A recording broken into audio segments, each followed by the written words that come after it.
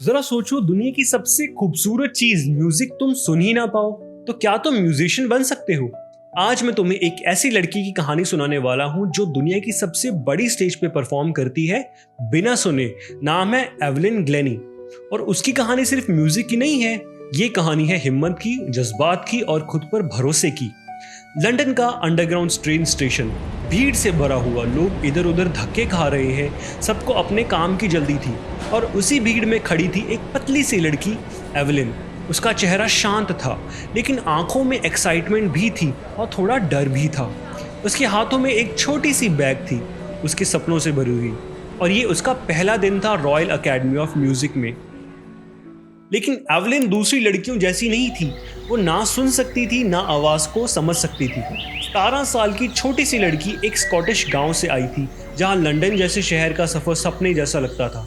Royal academy जैसे school में admission मिलना किसी सपने से कम नहीं था, लेकिन एवलिन का सपना उसकी सबसे बड़ी कमी से टकराने वाला था। उसने म्यूजिक महसूस करना सीखा था बिना सुने हुए। बचपन में एवलिन एक नॉर्मल बच्ची जैसी थी, या कम से कम सबको तो ऐसा ही लगता था।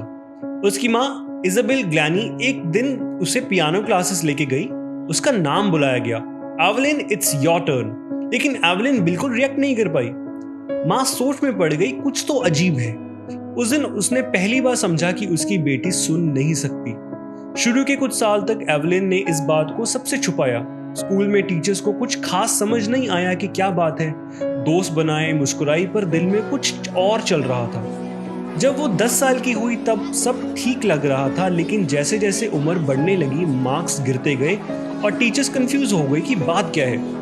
और प्रिंसिपल्स ने पेरेंट को सजेस्ट किया कि आप किसी स्पेशलिस्ट को दिखाओ अपने बच्चे को। डॉक्टर्स ने उसका टेस्ट लिया और डॉक्टर्स ने बताया कि एवलिन की हियरिंग ऑलमोस्ट चली गई है। कुछ नर्व स्लोली डैमेज हो रही हैं, अब उसका कुछ हल नहीं हो सकता। उन्होंने बोला कि हियरिंग एड्स लगवा दो और इसको डेफ स्कूल में डाल दो। एवलिन की माँ की आंखों में बिल्कुल अंधेरा छा गया और उसने बोला, एवरीथिंग सडनली लुक्ड ब्लैक। ये उसके खुद के शब्द थे। जिंदगी उसके लिए रुक सी गई थी। एवलिन ने डिसाइड कर लिया था, मैं हार नहीं मानने वाली। जब सब कह रहे थे म्यूजिक छोड़ दो, तब एवलिन ने म्यूजिक को और कस के पकड़ लिया। एक दिन उसने स्कूल में एक लड़की को जाइलोफोन बजाते देखा। उसके अंदर कुछ जग गया। उस दिन उसने डिसाइड किया कि मैं भी ये बजाना चाहती हूँ, पर टीचर्स ने उसको डिस्करेज किया।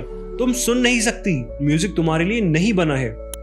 पर एक आदमी था जिसका नाम था रॉन फोर्ब्स। वो सबसे अलग सोचता था। वो एक परकशनिस्ट था और उसने एवलिन की आंखों में कुछ देख लिया था जिसको हम जज्बा कहते हैं। रॉन ने कहा, don't use your ears, feel the music. Music को फील करो, अपने बॉडी से उसको सुनो। उसने 2 बड़े ड्रम्स लिए, एक छोटा नोट और एक हाई नोट। एवलिन उनके बीच में खड़ी हो गई और जब ड्रम बजाया गया, एवलिन ने महसूस किया कि हाई ड्रम की वाइब्रेशंस उसकी वेस्ट से ऊपर महसूस हो रही थी और लो ड्रम की वाइब्रेशंस उसके शरीर के नीचे वाले हिस्से में महसूस हो रही थी। ये एक मैजिक लगा उसको। उसने साउंड को बॉडी के अलग अलग पार्ट्स में फील करना सीखा। चेस्ट में, आर्म्स में, लेग्स में, हर जगह वो साउंड को एब्जॉर्ब करने लगी। वो दिन था और आज का दिन। एवलिन ने कभी पीछे मुड़कर नहीं देखा। मेहनत, लगन और जिद ने उससे रास्ते खोल दिए। अब एवलिन एक नया वर्जन बन चुकी थी खुद की, जो सुन नहीं सकती थी लेकिन दुनिया को महसूस कर सकती थी साउंड के थ्रू। थोड़ी ही देर में उसने यूके यूथ ऑर्केस्ट्रा के साथ टूर करना शुरू किया, पूरे यूनाइटेड किंगडम का। पूरे देश में परफॉर्मेंस करने लगी, जहां जाती लोग शॉक्ड हो जाते। ये लड़की कुछ सुन भी नहीं सकती, लेकिन फिर भी उसने हाथों से ऐसा जादू निकाला जो ऑडियंस को रुला देता, हंसा देता और कभी कभी चुप भी करा देता। 16 साल की उम्र में एवलिन ने एक और बड़ा फैसला ले लिया, रॉयल अकेडमी ऑफ म्यूजिक में ऑडिशन देने का। और सोचो क्या हुआ। जहां लोग स्ट्रगल करते हैं बस सिलेक्ट होने के लिए, एवलिन ने उस अकेडमी के हिस्ट्री के हाईएस्ट मार्क्स स्कोर किए।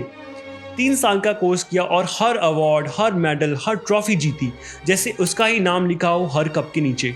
ऑर्केस्ट्रा से निकलकर उसने सोलो परफॉर्मेंसेस भी शुरू करी। अपने दम पर, अपने रिदम पर दुनिया को बताया कि म्यूजिक सिर्फ सुनने का नहीं होता, फील करने का भी होता है। एवलिन ने सब कुछ अचीव कर लिया था, टॉप अवार्ड्स, रॉयल अकेडमी का रिकॉर्ड और दुनिया का रिस्पेक्ट। लेकिन सबसे खास बात ये थी कि उसने कभी अपने आप को हीरो नहीं माना। लोग उसकी तारीफों के पुल बांधते और वो मुस्कुरा के कहती, अगर तुम्हें पता है तुम कहाँ जाना चाहते हो और तुम मेहनत करते हो तो तुम वहां पर पहुंच ही जाओगे। क्या बात थी ना, सिंपल वर्ड्स पर दिल को छू जाने वाली बात। एवलिन का सपना क्लियर था, वो बस म्यूजिक के साथ जीना चाहती थी और उस ड्रीम ने उसे इतना बड़ा बना दिया कि दुनिया का सबसे डिमांडेड मल्टी परकशनिस्ट आर्टिस्ट, एक ऐसी आर्टिस्ट जो 1000 से ज्यादा इंस्ट्रूमेंट बजाना जानती थी और जिसका शेड्यूल इतना टाइट था कि एक कॉन्टिनेंट से दूसरे कॉन्टिनेंट सिर्फ म्यूजिक के लिए ट्रैवल करना पड़ता था उसको। अब ये बड़ा सवाल, जब ये सुन नहीं सकती तो समझती कैसे है? लोग हैरान होते थे कि बिना कुछ सुन पाए एवलिन कैसे इतना परफेक्शन से परफॉर्म करती है। एक रिपोर्टर ने उसे 2 घंटे तक इंटरव्यू किया और एक भी बात उसके कान से नहीं थी, चेहरे से समझी। एवलिन हंसी और बोली, मुझे उन आदमियों से दिक्कत होती है जिनके बड़े बड़े दाढ़ी मूंछ होती है। लिप्स दिख के बिना समझना बहुत मुश्किल हो जाता है। वो सिर्फ लिप्स नहीं, पूरे चेहरे को पढ़ती थी। आईज, एक्सप्रेशन, बॉडी लैंग्वेज, सब कुछ उसका एक अलग ही लैंग्वेज बन गया था। और उसकी इंग्लिश में एक प्यारी सी स्कॉटिश एक्सेंट भी थी, वो एक्सेंट जो उसकी बचपन की यादों से चिपका हुआ था। उसने खुद बोला, मेरी स्पीच इसलिए क्लियर है क्योंकि मैं 11 साल तक सुन सकती थी। और सोचो, उसने फ्रेंच भी सीख ली थी और थोड़ी बहुत बेसिक जापानीज भी सीख ली थी, और बिना हियरिंग पावर के होते हुए भी।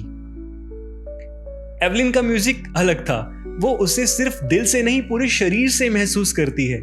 म्यूजिक मेरी स्किन में टिंगलिंग सेंसेशंस देती है, मेरी चीक बोन्स में, मेरे बालों में, मैं उसको महसूस कर सकती हूँ, ये एवलिन कहा करती थी। जब एवलिन जाइलोफोन बजाती थी तो उसके वाइब्रेशंस उसके फिंगर टिप्स में महसूस होते थे, और जब वो ड्रम बजाती थी तो अपने आप को ड्रम से जोड़ लेती थी ताकि वो उसकी धमक अपने शरीर में महसूस कर सके। और सबसे स्पेशल ट्रिक, वो एक वुडन प्लेटफॉर्म पर जब खड़ी होती थी तो अपने जूते निकाल देती थी ताकि वाइब्रेशंस उसके नंगे पैरों से चढ़कर उसकी बॉडी में जा सके। ये कोई जादूगर वाली बात नहीं है, ये एक लड़की जिसमें जिंदगी को हर अंग से महसूस करने का जज्बा था। तो ऑब्वियस था, जब एवलिन परफॉर्म करती थी तो ऑडियंस बस देखते रह जाते थे। 1991 में उसको मिला था रॉयल फिलहार्मोनिक सोसाइटी का सोलिनिस्ट ऑफ द ईयर का अवार्ड। ये म्यूजिक दुनिया का एक बहुत बड़ा सम्मान था, और जैसे ही एवलिन स्टेज पर परफॉर्म करती, सब लोग फील करते जैसे उनके अंदर तक बीट्स महसूस हो रही हो। फेमस परकशनिस्ट जेम्स ब्लेड्स ने कहा, गॉड ने उसे सुनने की शक्ति छीन ली पर उसको कुछ एक्स्ट्रा ऑर्डिनरी दे दिया। जो हम सुन नहीं सकते, एवलिन उससे ज्यादा गहराई से फील कर सकती है, और इसी के लिए उसका म्यूजिक इतना ब्यूटीफुल होता है। उसका म्यूजिक दिल से निकलता है और सीधा दूसरे के दिल को छू जाता है। एवलिन खुद कहती थी, मैं एक वर्कहॉलिक हूं, मुझे काम करना पसंद है और कभी कभी क्लासिकल म्यूजिशियन से ज्यादा मेहनत करती हूं। पर फिर वो कहती थी, रिवॉर्ड्स भी वैसे ही बड़े होते हैं अगर हम जैसी मेहनत उनके लिए करते हैं। हर रोज कॉन्सर्ट्स, रिहर्सल्स, ट्रैवल्स, पर फिर भी वो वक्त निकालती है उन लोगों के लिए जिन लोगों को सोसाइटी भूल जाती है। वो फ्री कंसर्ट्स प्रिजन्स, हॉस्पिटल्स में करती है और यंग म्यूजिशियंस के लिए क्लासेस भी देती है ताकि और एवलिन बन सके या बनने की हिम्मत तो ला सके। Beethoven fund for def children की एन रिचलिन कहती है, वो एक इंस्पिरेशन है डेफ चिल्ड्रन के लिए। एवलिन ने सिर्फ म्यूजिक को नहीं जीता, उसने जिंदगी को भी जीत लिया। उसने परकर्शन, जिसमें लोग बैकग्राउंड इंस्ट्रूमेंट्स मानते थे, उसे ऑर्केस्ट्रा की सेंटर स्टेज पर ले आई। उसने सबको दिखाया कि बिना सुने भी तुम दुनिया का दिल जीत सकते हो। वो एक बीकन ऑफ द होप बन गई है, एक रोशनी जिसे देखकर लोग कहते हैं, अगर एवलिन कर सकती है तो मैं भी कर सकता हूँ। और सबसे बड़ी बात, उसने दुनिया को ये सिखा दिया, लिमिटेशंस हमारे अंदर नहीं होते, वो सिर्फ हमारे सोच में होते हैं। जब तुम खुद पर भरोसा करते हो तो दुनिया भी तुम्हारे साथ देती है।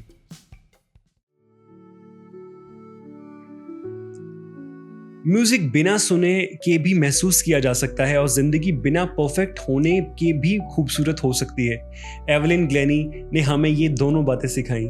Thank you friends. अगर आप चाहते हो कि ऐसी और वीडियोस लेके जाएं तो kindly share your feedback in the comments and like and share this video. Thank you so much.